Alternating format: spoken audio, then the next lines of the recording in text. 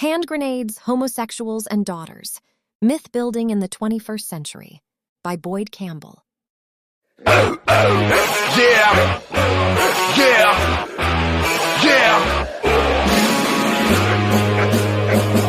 Don't get it twisted.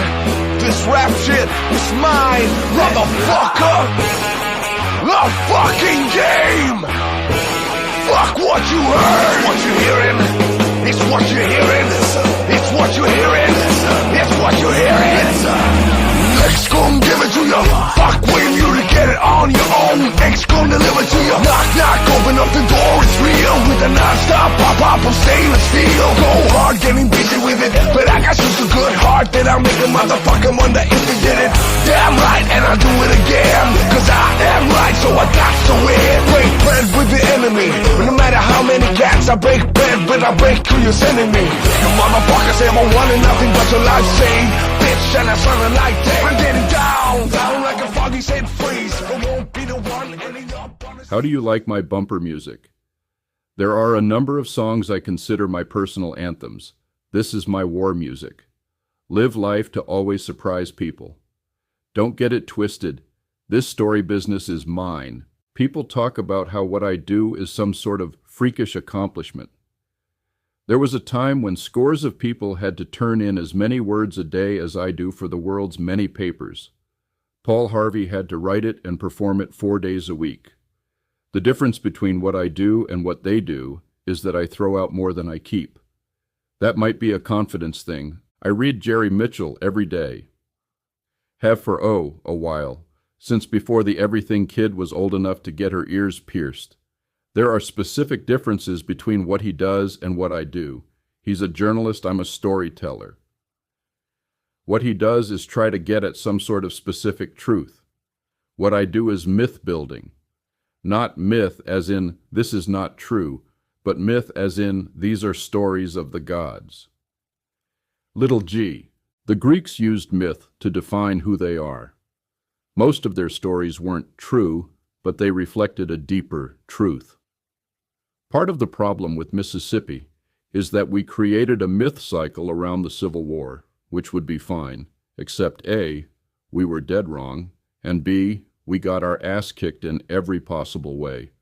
What I do with the Mississippi Camelot stories is to try to offer an alternative myth, stories of the strong people working to undo the sins of the past.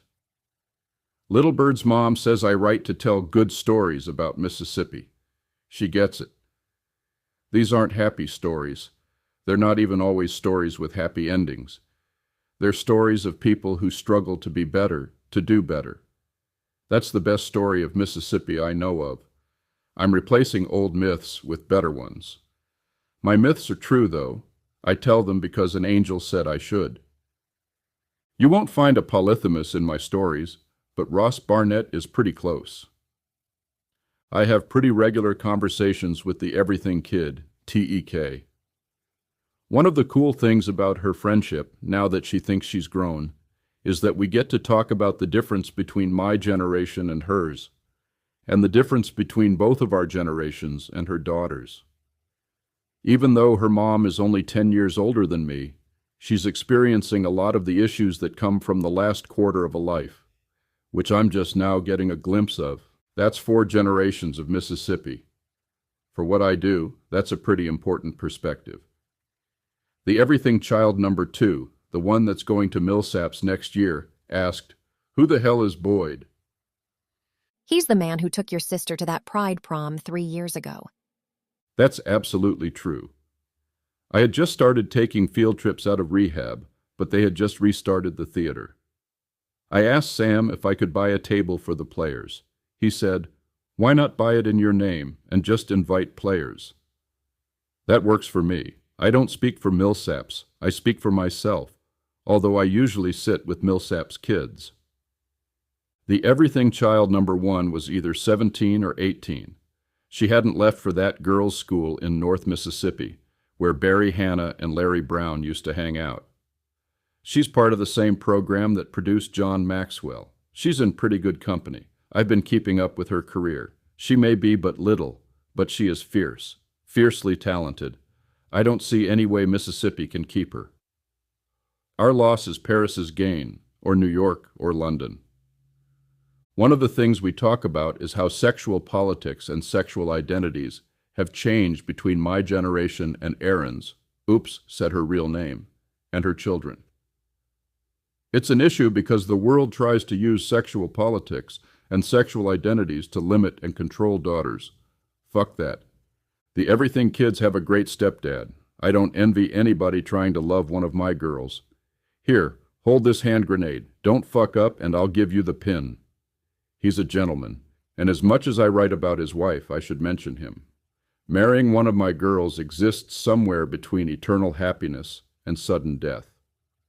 Girls in my generation, like my sister, planted their flag and established the difference between themselves and their mothers, with short skirts and wearing their underwear on the outside like Madonna.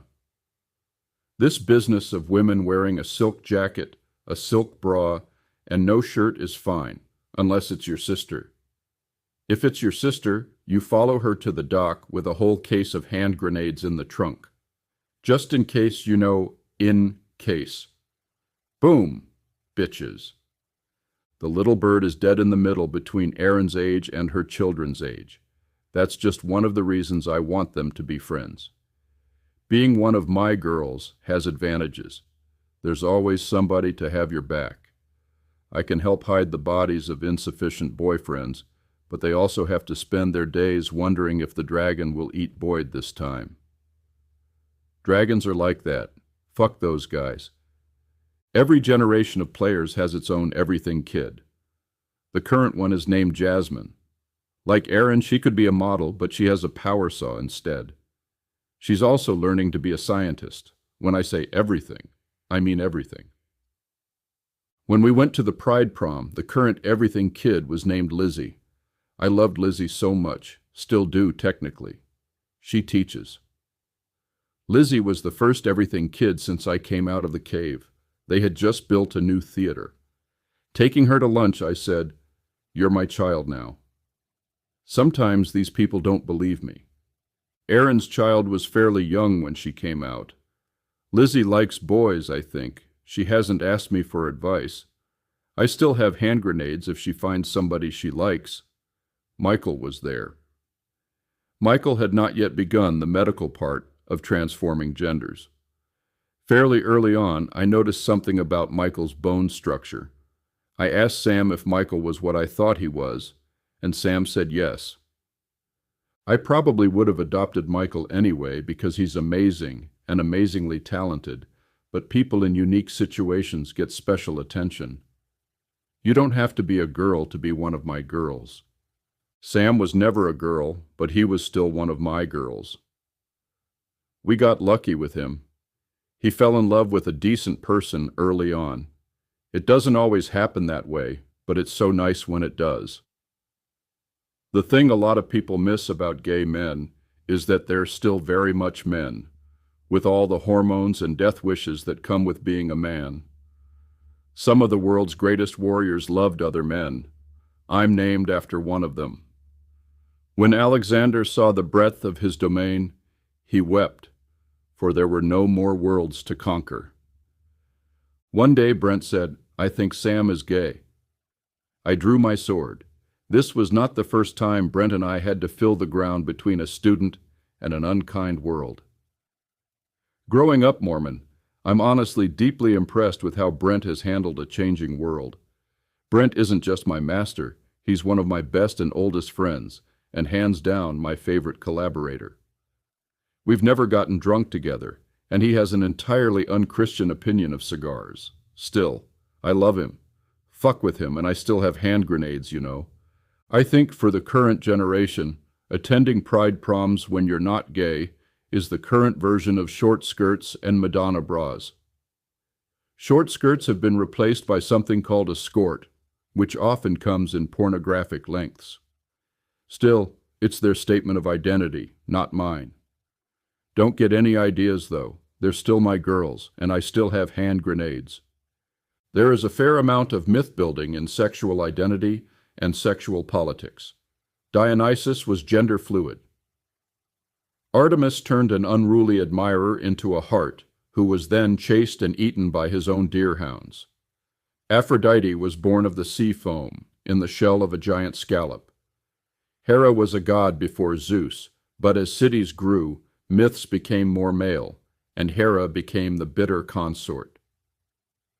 An old girlfriend said, "I'm afraid you're going to Taylor Swift me," meaning I'm going to write a song exposing why she broke up with me. I told her that even though we didn't end up together, she was always decent to and with me. That's all I ask. I know I'm not a good boyfriend. I would apologize, but nobody cares. I don't blame them. I've only written a few Taylor Swift stories. In each case, it was just the smallest tip of the iceberg. Still, though, when I write, I'm deeply concerned about what's fair. Maybe too much. Sometimes people tell me to just let it loose. When a guy my size just lets it loose, things get broken. I don't do that unless somebody is in danger. My stories have to have a point beyond "this girl was mean to me." Love is hard. I don't do it well at all. It's not their fault. At the Pride Prom, I let the children, including Aaron's child, put rainbow temporary tattoos on my bald head. They're supposed to wash off, but I washed around it for a few days.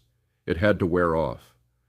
I think it's important for children to see people like me specifically say, "I don't care if you're gay or transgender or whatever. You define yourself, not me."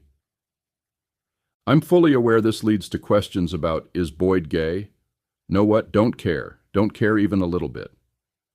At Jack and Jill's one night, Jackson's legendary gay bar in the Orkin building, across the street from the Mayflower, my friend Andrew Libby said, "This is my friend Boyd. He's not gay. He's not even any fun." That about sums it up. I'm not gay and I'm not fun. I do have hand grenades, though. Don't get it twisted. That about sums it up. I'm not even any fun. I have hand grenades, though, and I'm enormously protective of people who are absolutely convinced they are full grown and do not need my protection. There's a big difference between needing protection and being protected. Needing protection can mean you're weak. Being protected is a political and cultural statement for both you and your protector. Saying that I protect someone means that I am proud of them. I believe in them, and whatever they're doing, I want more of it. I think they are good for the world. The Life of Boyd is a reader-supported publication. To receive new posts and support my work, consider becoming a free or paid subscriber. Yeah, yeah, yeah. Don't get it twisted. This rap shit is mine, motherfucker. The fucking game. Fuck what you heard. What you hearing? It's what you're hearing. It's what you're hearing. It's what you're hearing. X gon' give it to you.